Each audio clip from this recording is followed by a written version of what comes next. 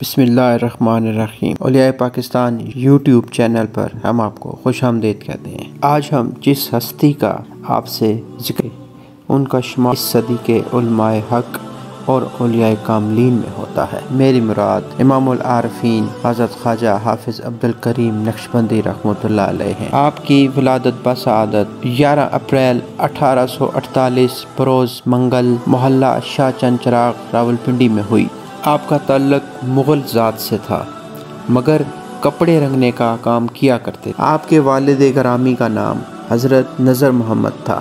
حضرت نذر محمد مہینے میں ایک بار کھانا پکا کر تقسیم فرمایا کرتے تھے۔ ایک مرتبہ ایک مجذوب نے آپ کے والد گرامی کو ایک لقمہ کھانے کے لیے دیا مگر انہوں نے اسے کراہت کی وجہ سے نہ کھایا۔ اس مجذوب نے کہا کہ کھا لیتا تو بہتر تھا، اچھا جا، اگر تو نہیں تو تیری اولاد کو حصہ ملے گا۔ چنانچہ اس مرد درویش مجذوب کی بات حضرت حافظ عبدالکریم رحمۃ اللہ علیہ کی صورت میں پوری ہوئی۔ آپ کی عمر شریف ابھی 3 ماہ تھی کہ والدہ ماجدہ انتقال کر گئیں اور ابھی صرف 2 برس کے ہوئے تھے۔ والد ماجد کا سایہ بھی سر سے اٹھ گیا۔ والدین کے بعد آپ کے چچا میاں پیر بخش اور پھوپھی محترمہ حیات بی بی نے آپ کی پرورش کی۔ آپ مادر ذات ولی تھے۔ آپ جب پھوپھی صاحبہ کو نماز پڑھتے ہوئے دیکھتے تو کہتے مجھے بھی مصلی بنا دیجئے تاکہ میں بھی نماز پڑھا کروں۔ آپ کی عمر 8 برس ہوئی تو آپ کو محلہ کی مسجد کے امام قاضی محمد زمان کے سپرد کر دیا گیا۔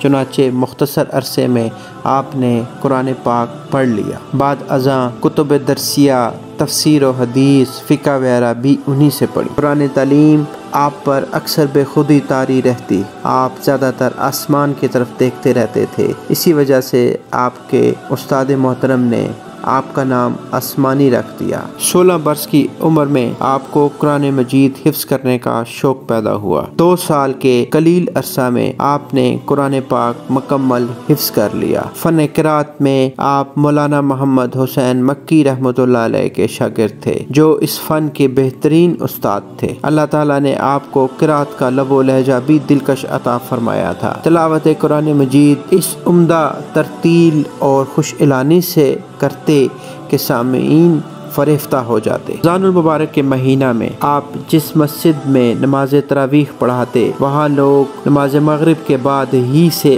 اپنی جگہ مخصوص کر لیتے کیونکہ عشاء کی نماز کے وقت خلقت کا بے پناہ ہجوم ہو جاتا تھا۔ مسلمان تو مسلمان، ہندو سکھ بھی آپ کی قرآن خوانی پر فریفتہ تھے۔ 20 برس کی عمر میں آپ کے دل میں محبت الہی کے جذبات موجزن ہوئے۔ سوچا کہ کسی مرد حق کی غلامی اختیار کی جائے تاکہ قرب الہی کی دولت میسر ہو۔ چنانچہ جہاں کہیں کسی بزرگ کے متعلق سنتے کشاں پہنچ جاتے۔ جب آپ زندگی کے 25ویں منزل طے کر رہے تھے تو ایک مرتبہ حضرت خواجہ فقیر محمد چورا شریف والے راولپنڈی تشریف لائے۔ آپ کی دکان پر کھڑے ہو کر آپ سے پوچھا میاں کیا کرتے ہو؟ آپ نے کہا جناب کپڑے رنگنے کا کام کرتا ہوں۔ تو بابا جی نے فرمایا کیا ہی اچھا ہو کہ دل رنگنے کا کام بھی سیکھ لو۔ بابا جی کے نگاہ التفات سے آپ کے دل میں تلاش حق کی سچی تڑپ پیدا ہو گئی۔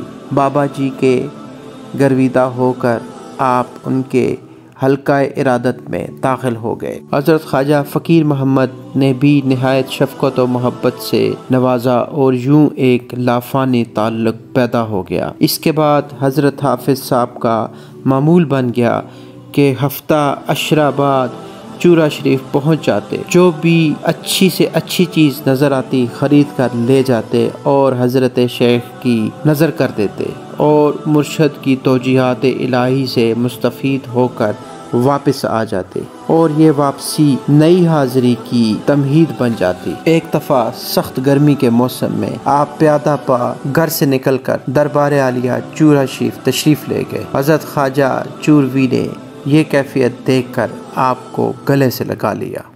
آپ صبح و شام ذکر و فکر میں مشغول رہتے۔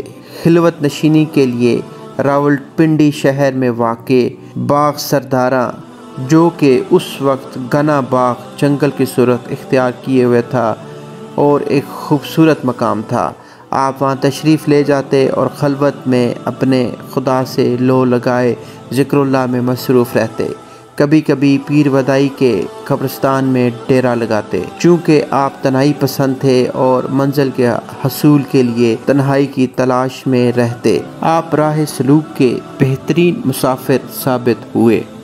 آخر کار مدارج سلوک کو طے کرتے کرتے اس مقام کو پہنچ گئے کہ حضرت بابا جی رحمۃ اللہ علیہ نے آپ کو خرقہ خلافت و اجازت سے نواز دیا اور اپنا خاص ملبوس بھی آپ کو عطا کیا۔ شیخ کامل کی اس محبت کو دیکھ کر خوشی سے آپ پر رقت طاری ہو گئی اور عرض کیا، حضور مجھے تو آپ کی محبت ہی کافی ہے۔ حضرت خواجہ فقیر محمد رحمۃ اللہ علیہ نے فرمایا، میں تو حکم کا بندہ ہوں اور اس امانت کو آپ کے حوالے کرنے پر مامور ہوں۔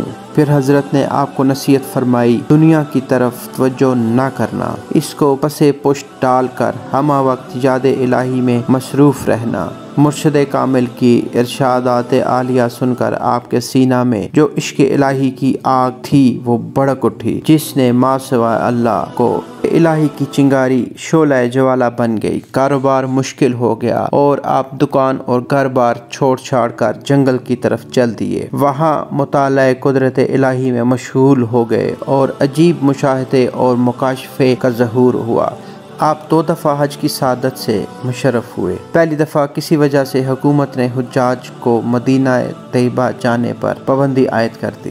حضرت حافظ صاحب کی طبیعت میں اس بات کا بڑا قلق پیدا ہوا کہ سرکار دو عالم صلی اللہ علیہ وآلہ وسلم کے دربار اقدس میں حاضری نہ ہو سکی۔ چنانچہ آپ 1911 میں دوبارہ حج کے لیے گئے تو دربار رسالت کی حاضری سے بھی مشرف یاب ہوئے اور یہ کیفیت ہو گئی کہ واپسی کا قطعاً دل نہیں چاہتا تھا اور روزانہ دعا کیا کرتے تھے کہ مجھے دیار حبیب صلی اللہ علیہ وآلہ وسلم میں ہمیشہ کے لیے قیام نصیب ہو۔ ایک روز عشاء کے بعد ایک نورانی صورت بزرگ تشریف لائے اور فرمایا، نبی کریم صلی اللہ علیہ وآلہ وسلم کا ارشاد ہے کہ آپ واپس ہند جائیں۔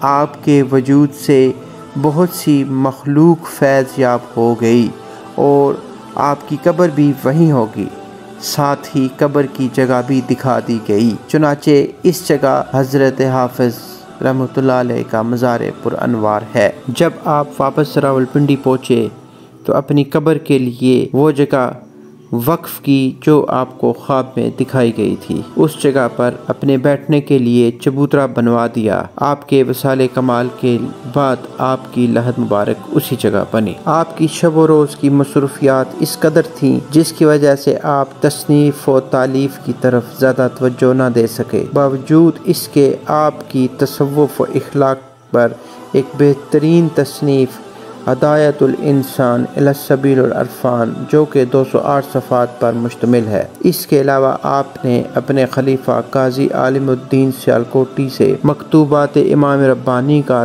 ترجمہ کروا کے شائع کیا، جو آپ کی علم و ادب اور تصوف کے میدان میں بہت بڑی خدمت ہے۔ آپ کا وصال باکمال 28 صفر 1355 ہجری بمطابق 20 مئی 1936 بروز بدھ راولپنڈی میں ہوا۔ عیدگاہ شریف راولپنڈی میں آپ کا مزار پر انوار آج بھی مرجع خاص و عام ہے۔ آپ نے کم و بیش 27 افراد کو خرقہ خلافت سے نوازا، جن میں حضرت صاحبزادہ حافظ عبد الرحمن رحمۃ اللہ علیہ جو کہ آپ کے فرزند انجمن تھے، حضرت خواجہ صوفی محمد نواب الدین رحمۃ اللہ علیہ موری شریف، حضرت مولانا قاضی عالم الدین صاحب سیالکوٹی اور حضرت مولانا حکیم خادم علی سیالکوٹی، فقیہ اعظم مولانا محمد شریف کوٹلوی کوٹلی لوہارا سیالکوٹ۔ اللہ پاک ہمیں دین اسلام پر اور ان بزرگ ہستیوں کی زندگیوں پر عمل کرنے کی توفیق عطا فرمائے۔